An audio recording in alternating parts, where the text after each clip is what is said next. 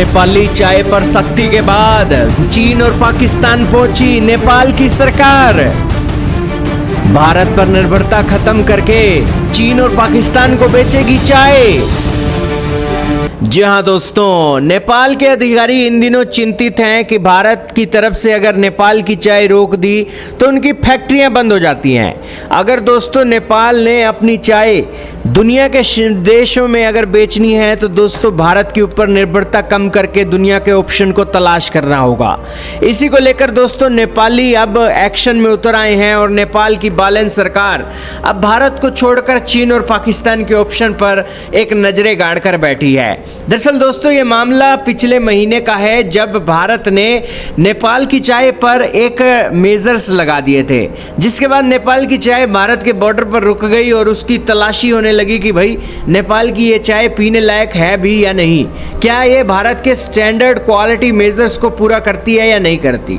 उसके बाद दोस्तों नेपाल में फैक्ट्रियां बंद होने लग गई, नेपाल के लोगों ने काम करना छोड़ दिया। फिर दोस्तों नेपाली लोग नेपाल की सरकार पास गए, नेपाल की सरकार ने भारत के साथ इमरजेंसी मीटिंग की और भारत ने उस मेजर्स को हटा दिया। 5 में से 1 शिपमेंट की अब चेकिंग होगी। लेकिन दोस्तों नेपाली भारत के ऑप्शन को छोड़कर अब दूसरे ऑप्शन की तलाश कर रहे हैं और चीन और पाकिस्तान के अंदर अपनी चाय बेचने की फोकस कर रहे हैं। दोस्तों भारत पर निर्भरता कम करना नेपाल का अब लक्ष्य बन चुका है और नेपाली चाय का भारत में आना अगर बंद हो जाता है तो नेपाल उसको लेकर क्या ऑप्शन तलाशेगा, इसको लेकर वो फोकस में है।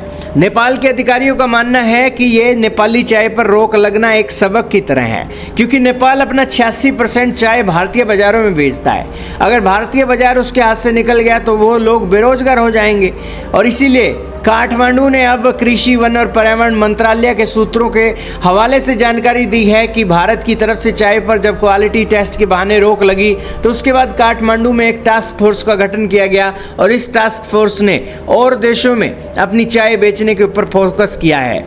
नेपाल अब अपनी चाय दोस्तों यूरोपीय बाजारों और जापान तक बेचने की तैयारी में है। भारत ने 1 मई को क्वालिटी का आधार बनाकर नेपाली चाय पर जब रोक लगाई तो 13 लाख टन नेपाली चाय को भारी नुकसान हुआ। बॉर्डर पर वो चाय सड़ने लग गई। नेपाल में चाय उद्योग पर इसका गंभीर असर हुआ, लेकिन फिर 30 जून से भारत ने नेपाली चाय के लिए एक बाजार खोल दिया। चाय निर्यात को लेकर भारत पर अपनी निर्भरता अब नेपाल घटाकर विदेशों में बेचने की तैयारी कर रहा है। खैर देखना होगा, ये कोई आसान काम नहीं चीन, पाकिस्तान, अमेरिका, यूरोप, जापान में अपनी चाय बेचना, क्योंकि ट्रांसपोर्टेशन का खर्चा और बहुत कुछ आता है। इसीलिए दोस्तों नेपालियों के लिए ये कर पाना अपने आप में बहुत बड़ी बात होगी। आपका क्या मानना है कमेंट सेक्शन में जरूर बताइएगा।